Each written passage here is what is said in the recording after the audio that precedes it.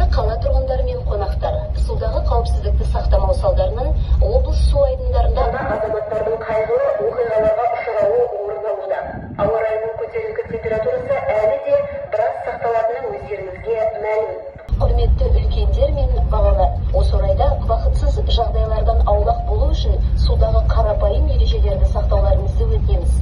Атап айтқанда, тыйым салынған және бейтаныс жерлерге шомылуға, көпірлер мен жағалаулардағы бөгетшелерден және қайықтардан суға секіруге болмайтынын, қатты ыстықта және қараңғы батқанда тамақтанғаннан кейін және терілеп тұрғанда, сонымен қатар спирттік ішімдік ішкеннен кейін суға түсуге тыйым салынатынын, шектейтін арнайы белгілерден асып кетуге болмайтынын, қараусыз қалған немесе техникалық жөндеуге келмейтін қайықтарды қолдануға болмайтынын ескертеміз. Құрметті ата-аналар мен үлкендер, су жағасындағы демалыстарыңызда шомылып жүрген балаларды бақылаусыз қалдыруға болмайтынын еске саламыз.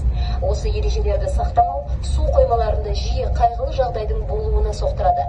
Суға түсу ережелерін сақтап, дұрыс пайдаланғанда ғана су өмірдің қуанышы мен рахатын, денсаулық күші мен көтеріңкі көңіл күй сыйлайтыны анық.